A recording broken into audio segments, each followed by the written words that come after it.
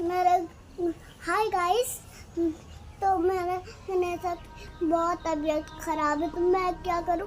दवाई मुझको एक पिलाना पड़ता है। पापा तो नीचे बैठे हैं ना, पिला नहीं सकते। तो मम्मा, मेरी मम्मा की तबीयत खराब है, पैर भी दर्द है, सब तो मुझको ही काम करना पड़ेगा ना। बर्तन वाली नहीं आई, क्या करूं? हैं हैं क्या करूं? क्यों उठी थी? बहुत थकान है, बोल दे रही हूँ, ठीक है? बुरा तो लगता है ना।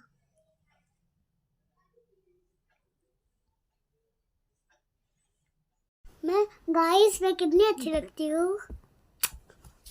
आपकी प्यार देखने के लिए बहुत अच्छा लगता है। मुझको प्यार दोगे क्या?